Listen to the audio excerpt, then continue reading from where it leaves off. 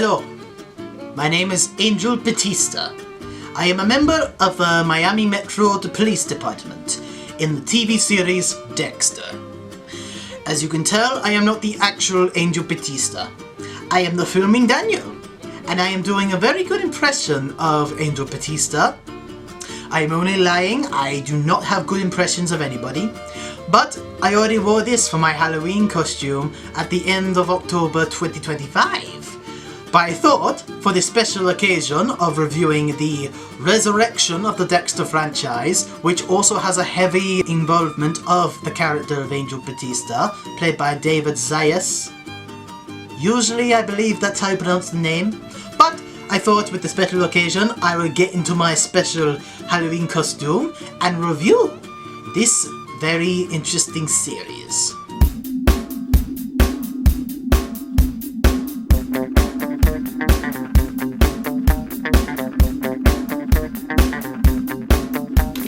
The filming Daniel.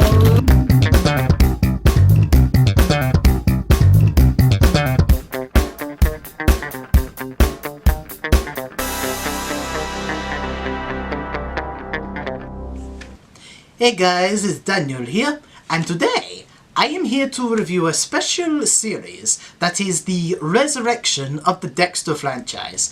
And as you can tell, I have gotten into my special Halloween costume as Angel Batista for this video. I know, very interesting vest, got my police badge, and of course grew out this beautiful goatee and covered it up with mascara to make it stand out more. Now I look like somebody from his background that is here to do a review.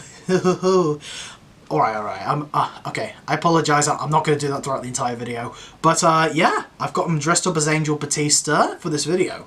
So, sit back and relax and enjoy my review of the first season of probably the most anticipated installment in this TV franchise. Dexter Resurrection.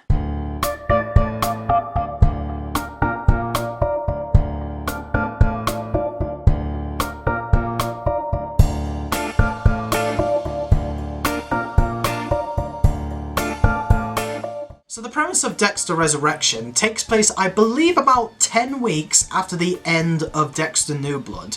And it follows Dexter, who is in a little mini hospital after getting shot by Harrison at the end of New Blood. And he's still recovering, he's been in a coma for about 10 weeks. And he realises that Harrison is not anywhere, so where could he be? He finds out that Harrison has gone to New York, working as a hotel employee. But after Harrison gets himself into a bit of hot water, Dexter must now come to New York to locate his son and reunite with him. Meanwhile, Dexter's old friend from Miami Metro, Angel Batista, is hot on Dexter's tail as he starts to question whether or not he might be the iconic Bay Harbor Butcher. And he now believes that with evidence that he can find, he can get revenge for Dokes and LaGuerta, who is his ex-wife. Meanwhile, while Dexter is in New York locating his son, he then discovers a mysterious club of serial killers led by a man named Leon Prader, and now Dexter must find out who these killers are, stop them from killing anybody else, find out what Leon is up to, and of course reunite with his son, while slipping past the teeth of good old Batista. Now, I'm pretty sure that this was a series that was created by Clyde Phillips because it was a major series that was going to potentially revamp the Dexter franchise and bring it to a third time's the charm after not being able to handle well with two endings. There was the ending of the original Dexter that not a lot of people were favourative of, and the ending of New Blood, which, if you're watching this review, you've seen New Blood, with the original way that they killed Dexter off. Like, by the time that Dexter New Blood came out, that was originally supposed to be the end of Dexter, and they actually, quote-unquote, killed Dexter off. But people were not too fond of it, and that's why they made the show called Dexter Resurrection. And like I said in my review of New Blood, now I can go into spoilers about it. I felt like Dexter's death was really poorly handled. Harrison just like turns on his father only just because he discovered that he killed Logan, which honestly, I totally understood why Harrison was mad at Dexter for killing Logan.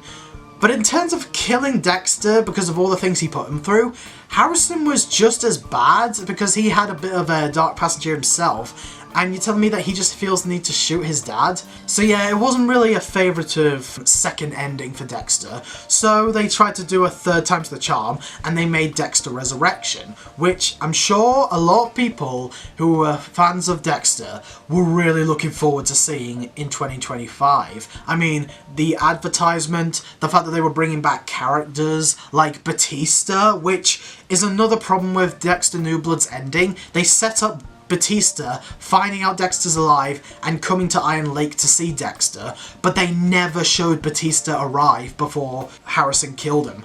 So yeah, that was something that was robbed of us in that finale. So it's good that they were bringing it back to give us closure for that area of storytelling that was set up. We also got some new characters and some well-known big-name actors. Like you got Peter Dinklage, Uma Thurman, Kristen Ritter, and maybe a few others that I'm not aware of. But during the Dexter binge, I was very excited to count down the days until we finally get to see Dexter Resurrection Season 1. And overall, from my experience a few months ago from watching this season, I have to say, I absolutely enjoyed the crap out of this first season. It was a really well done return to form for Dexter. And in my opinion, out of all the seasons of like the Dexter sequels / spin-offs after the original Dexter ended, this one's my favourite so far. I mean, it was an engaging watch, it kept me on the edge of my seat, and it kept me interested in seeing where these characters were ending up. First off, we have the acting and the characters. All these actors and actresses still do a fantastic job and having fun with the characters that they're playing. We have, of course, the main man himself, Michael C. Hall, as Dexter Morgan.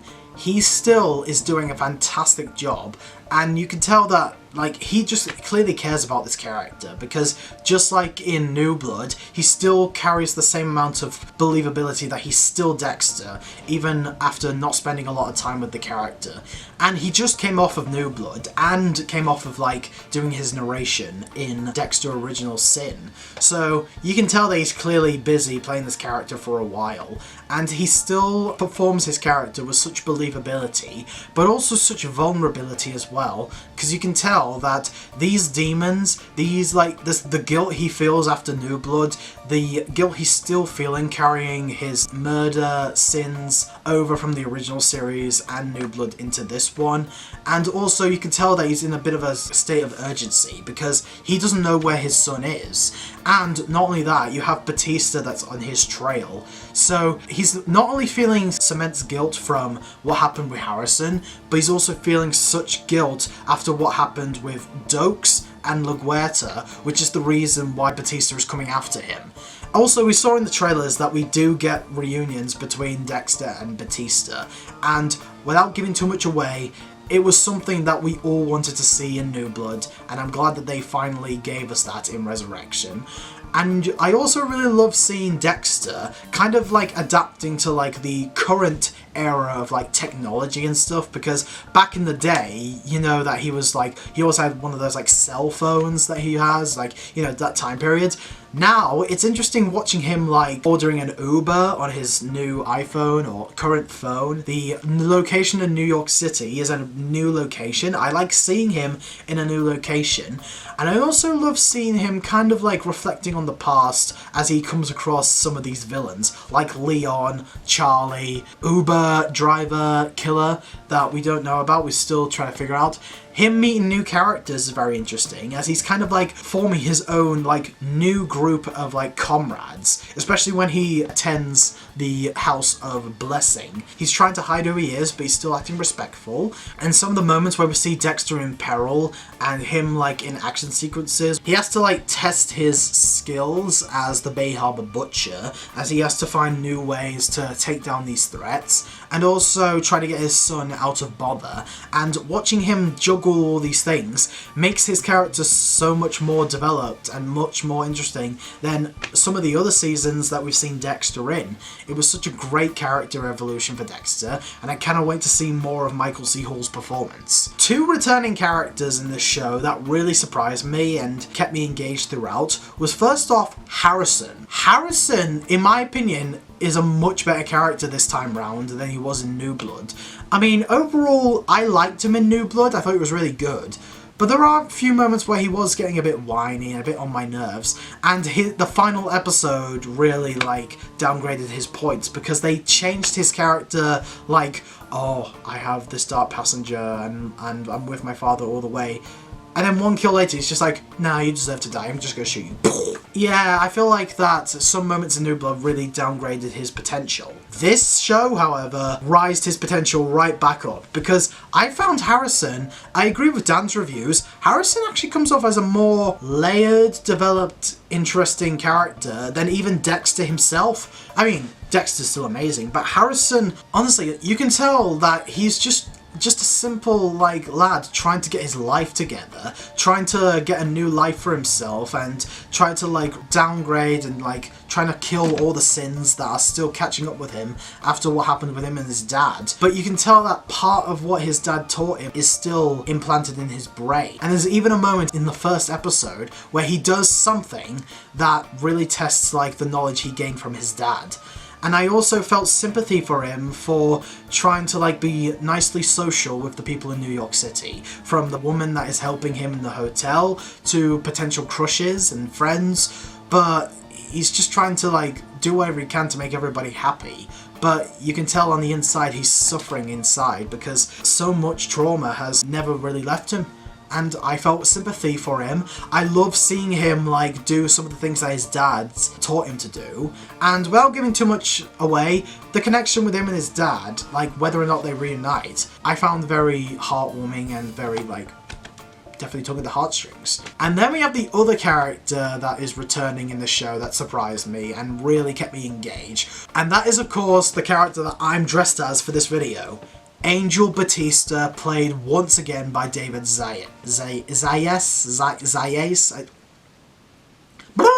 Tomato. My goodness, seeing this character again. I mean, I know that I only just watched all the shows back to back, so I wasn't in the moment where, oh, there is no Dexter on, so I haven't seen this character in a long time. But still, seeing this character again after all this time was such an amazing treat. David slipped right back into that role like he never left. But his character as well is just so much more fascinating than ever, because you can tell that this character feels a lot of the past trauma and losses in his life over the years, thanks to what he believes Dexter might have done. He doesn't want to believe that Dexter might be responsible, and some of the cases and clues that he clues in, he's I don't want to believe this. He always viewed Dexter as a brother to him, but he feels that he has no choice but to do his detective work to find out if Dexter really was responsible for what happened in the original series. Because Batista lost many people because of what he might look into as Dexter's actions. He lost his friend Dokes because Dokes was paranoid about Dexter. He was trying to prove that Dexter was up to something. He also lost his ex-love of his life, LaGuerta, whose last moments was her bringing Dexter in, thinking Dokes was right about Dexter. She believed that Dexter was the Bay Harbor Butcher, but unfortunately she went down because of him as well. And Batista feels that weight on his shoulders to find out if Dexter really is who he is, and bring him in order to make his friends and loved ones proud, and make sure that their memories don't die in vain. Show that what they died for meant something. You can clearly feel the emotion that Batista is going through, and you feel sorry for him because you almost feel that some family member, like I said, he kind of viewed Dexter as a brother to him in the original series, and you feel that brother stabbed him in the back, but he doesn't know yet because he's still having to get more information. I won't give away too much of him going into this case, but he does try to convince the police in New York to help him out to find out what's going on. And seeing him go on this case was very interesting, and it was just a game of cat and mouse between Dexter and Batista. Many people have made this comparison already, but This is like some Walter White, Hank Schrader stuff from Breaking Bad. If you've seen that show, you know what I'm talking about. And again, in the trailer, we saw that Dexter and Batista had an interaction. I won't give away too much, but that whole section of the show was something that, again, we wanted to see in New Blood, but we didn't, so we finally got to see in Resurrection. There are a few things about Batista's storyline that I do have a bit of a problem with, and I will get to that later, but overall, David did a fantastic job, and it then leads to such an emotional moment for Batista in this show, which I won't give away. Now let's talk about some of the new characters. We have some of the villains of this show. We have the main villain, Leon Prader, and his second in command, Charlie. Like, we have Charlie, played by Uma Thurman. Yes, that's right, the actress from Kill Bill is in a Dexter series. Some of these actors, I'm surprised that they managed to get in this show. They must have secretly had a big, admirable fanism, excitement for the Dexter franchise, so they agreed to be in this one. And I think Uma did a fantastic job playing Charlie. She's a very mysterious woman, but she's also very strict and awesome in action whenever she needs to get crap done. Like, she won't take no crap from anybody. She will, like, go after someone or put a bullet in them if they step out of line. And it's just like, whoa, this woman is fierce. And there are even a few moments where you end up hating this character. But we do find out more about her. We see that she's not too bad of a person. She just has a reason for doing what she's doing. And although it doesn't justify her actions, it makes us understand her actions more. And Uma Thurman did a fantastic job playing that character. But of course, let's talk about the character that really stole the show in terms of like the new characters of this series. And that is the quote-unquote main villain of Dexter Resurrection, Season 1. Leon Prader, played by Peter Dinklage. This is another actor that I'm shocked agreed to be in Dexter, but I'm so glad that he did because, like, Peter Dinklage is such a great actor from what I've seen him in. I saw him in Elf. I saw him in some of the animated films he's in. Unfortunately, I have never seen Game of Thrones, but even though I know that the ending might be terrible, I'd still be interested in seeing it one day and seeing Peter Dinklage's performance in there. But everybody knows who Peter Dinklage is. He's such a well-known actor, and he did a fantastic job at making this character, who seems like he has no power, come across as a powerful, manipulative, and charismatic antagonist that will get into your head and discuss major ideologies and perspectives of different villains, how a serial killer does their dirty work, and he actually has like a very huge admirable passion for serial killers, which is why he created this little club for serial killers and he's the leader of it. And his interaction and rivalry with Dexter was such engaging to watch. These are some of the best Dexter versus villain moments of the entire franchise for me, because both actors play off each other very well. Prader kind of gets into Dexter's head a lot and makes him question a few things, but also we can tell that Prader definitely has that slight dark side that if you tick him off, he will send his minions out to get you. And I thought that he was a fantastic villain. I loved Peter's performance. And it also made him come across as very creepy, this character is so, weird and he's being a creep to people.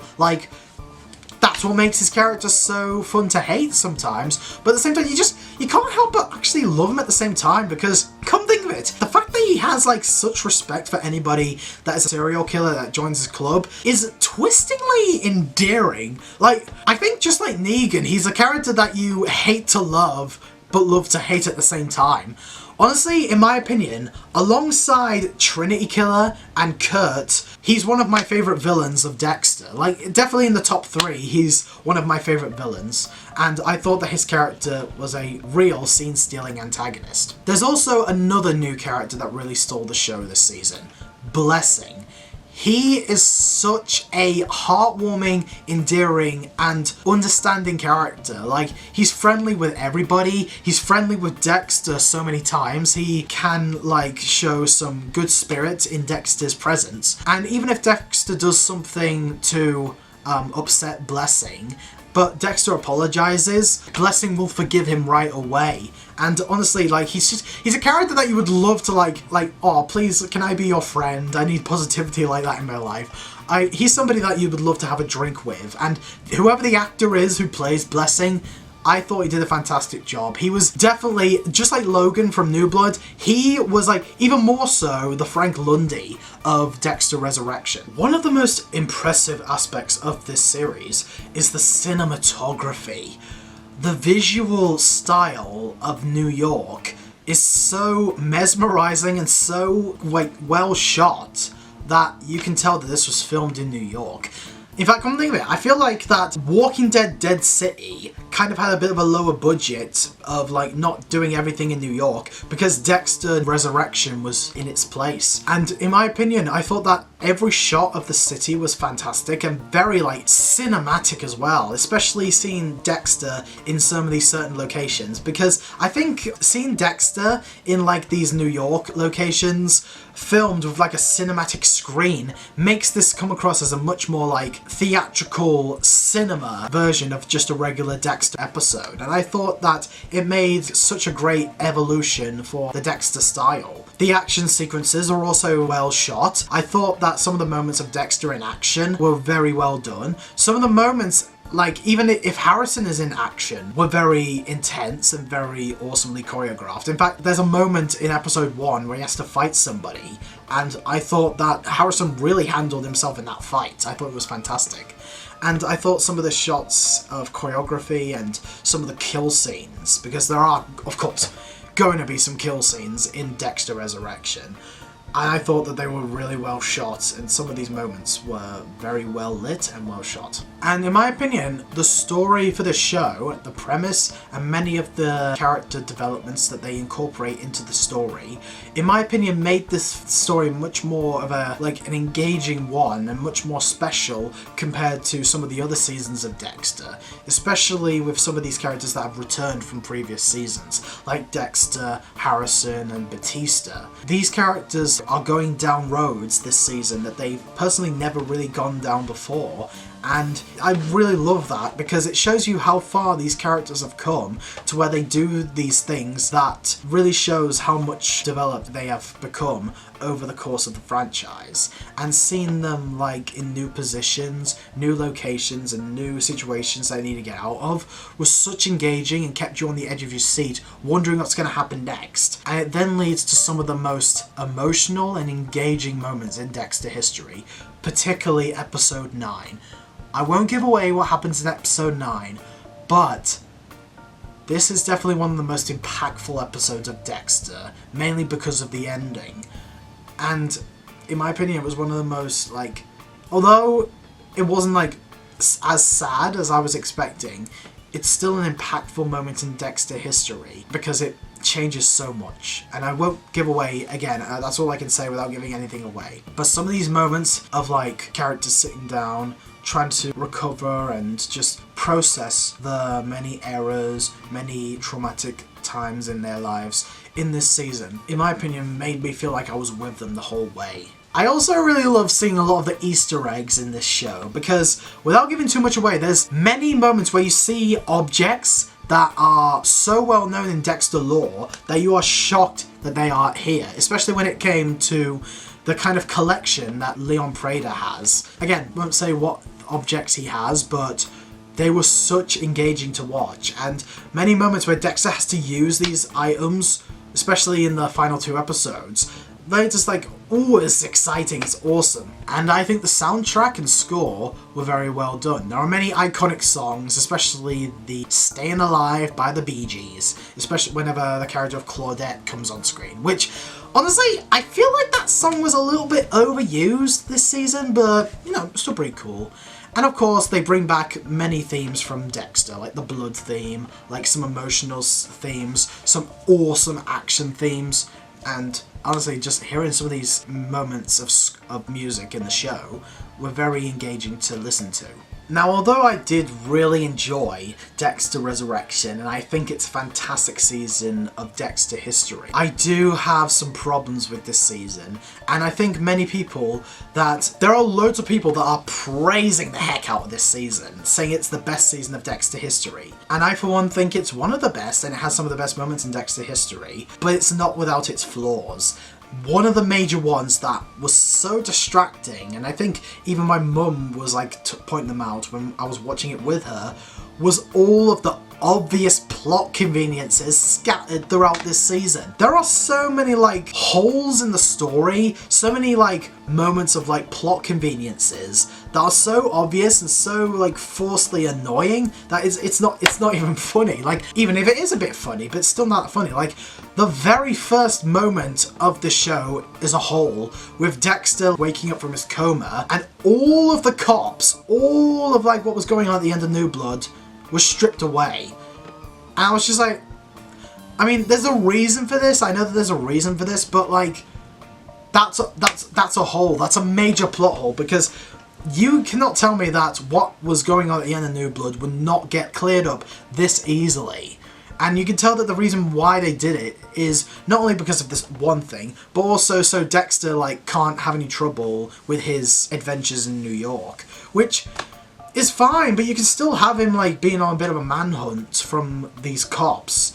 So I don't get why they did it that way. And there's so many moments where Dexter is like standing in locations where he probably shouldn't be standing in, and there are people around him that should be noticing him and telling him, oh, you can't be in this location. Like, when he goes to Harrison's hotel, he walks through the kitchen, but nobody in the kitchen is seeing him, and he just walks right past the kitchen, like through it and then out of it, like it's nothing, like there was no one there. Like, there was people around you. How did nobody notice you were there or say anything after noticing you were there?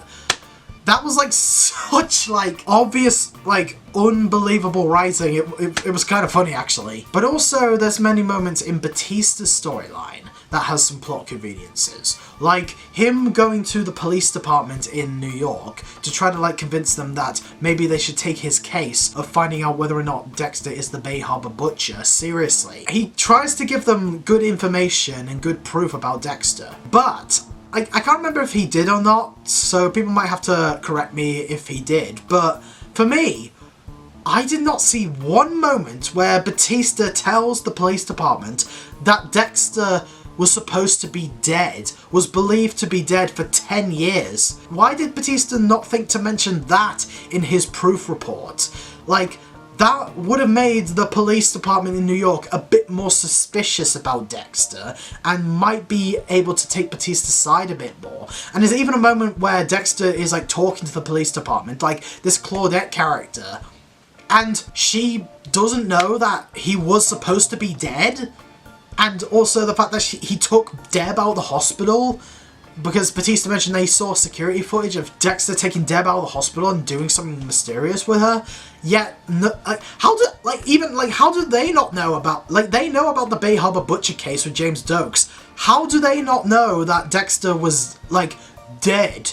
I don't understand that. So, some of the writers, you can tell, knew that if these plot conveniences were, like, tied together with, like, more smart ideas, then Dexter would get caught and there would be no story. That's it, the end. So you can tell that they ignore these, like, smart ideas for these plot conveniences just to keep the story moving.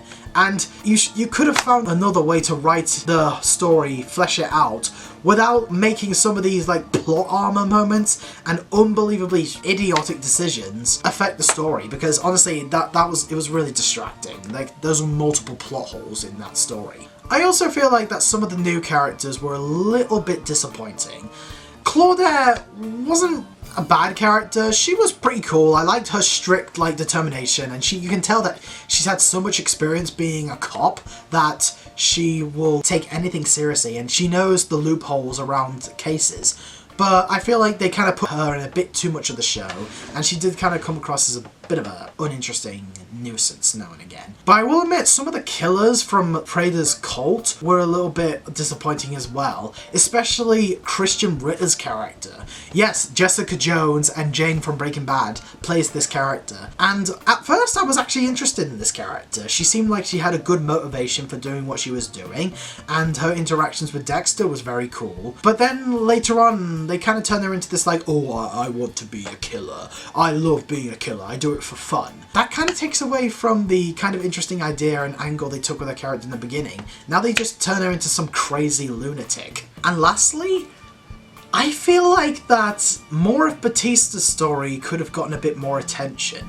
Don't get me wrong, we do get many moments of Batista, like going through like these areas of New York, trying to get some evidence about Dexter, and it was very interesting. It was a great manhunt. But not only was some of his decisions of not giving enough proof, and some of his actions were kind of stupid a few times, but also I feel like there could have been more attention on certain aspects of Batista's story. We saw that Dexter and Batista reunite in the trailers, and again, I thought it was fantastic. Like, this is just me asking for stuff, this isn't really a problem, but I kind of wish we saw more. I mean, I get that these two are kind of on a manhunt, but I really kind of wish we could have seen more moments of Dexter and Batista, because these are interactions that I'm sure longtime fans of the franchise were waiting to see after so long. But they only got a few scenes, nothing really big, although some of the moments between them were such great moments and some of the best moments of Batista and Dexter history, because we have never seen Dexter and Batista have these kind of conversations before. But again, I wish we could have seen more. And I guess Batista overall, there are a few moments where he's only in one scene of an episode, and then he doesn't show up for the rest of the episode. There are a couple episodes where Batista was a bit underused, but it was still great seeing him. But I also feel like some of his decisions were a little bit out of character and a bit stupid, which kind of put him in a bit of peril now and again. But I feel like he could have had a bit more of a case if he gave us more incisive proof, like Dexter being believed to be dead, because I feel like that would have made the police in New York a bit more suspicious. But overall, guys, despite those few moments, I, for one, really enjoyed this first season of Dexter Resurrection. It was such a great treat, a great return to form for the Dexter franchise. The characters were fantastic, the interactions between some of these characters were so well developed, and it led to these characters being in stories and positions that they've never gone down before. The visual style of New York is such, like, cinema-style cinematography. The action was fantastic, some of the emotional moments, Michael C. Hall's still fantastic, and Leon Prader is honestly one of my favourite Dexter villains. He was such a scene-stealing character, and overall, I thought Dexter Resurrection Season 1 was a fantastic season, and I'm going to give this season a 4.25 star out of 5. It's definitely a heck of a watch, and if you haven't kept up with Dexter and are still trying to catch up to get to this season, definitely do it so can, and honestly, I can't wait to see what's next for Dexter Resurrection, because Michael C. Hall has announced that there's going to be a Season 2, so I can't wait to see that. But anyway, guys, what do you think of Dexter Resurrection? Do you love it? Do you hate it? What is your favourite sequel to a franchise that you thought never would have happened, but did? Let me know in the comment section below. So, that's me, done as Angel Batista, reviewing Dexter Resurrection. I hope you enjoyed this video, and I'm Daniel Batista, reviewing movies, TV shows, and doing videos. Till then, peace out, man.